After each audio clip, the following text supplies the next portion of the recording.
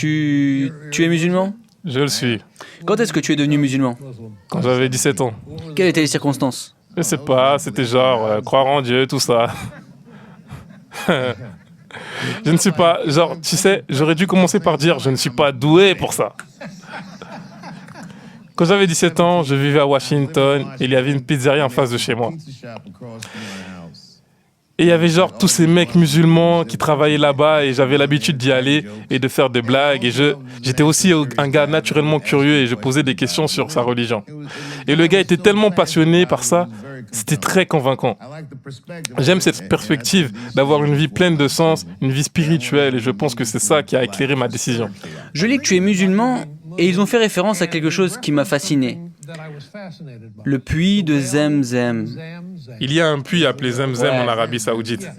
Et le mythe dit qu'une famille, marchant dans ce désert, meurt de soif et cet inépuisable puits se présente à eux. Et on pourrait même aller le voir, toi et moi. C'est vrai, je pourrais aller le voir. Toi, tu devras probablement passer quelques coups de téléphone. Tu y allais? Ouais. Ce n'est ouvert qu'aux musulmans, ce n'est pas un endroit touristique. Non, ça doit pas le devenir. L'homme en question, c'est le prophète Abraham et sa femme.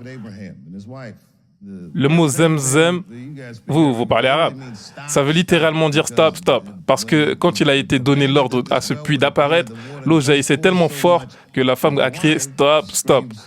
Tellement ça débordait. Et ils disent que c'est un puits intarissable.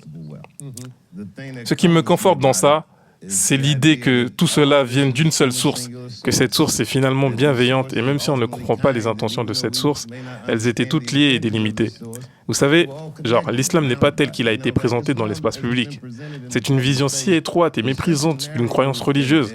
C'est une belle religion, genre une vraiment belle religion.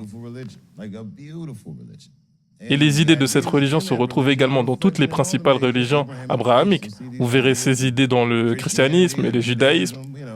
Mais l'idée, c'est que cet endroit a son importance.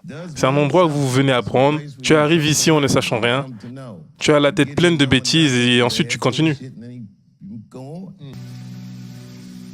Quand le président actuel dit « Vous savez quoi, nous allons essayer de garder les musulmans hors du pays », qu'est-ce que ça te fait ressentir quand ça arrive? On ne s'attend pas nécessairement à beaucoup d'empathie, de compassion ou de sagacité culturelle de la part d'un gars comme ça. Mais ce qui rend triste, c'est que la présidence n'est pas plus d'humanité.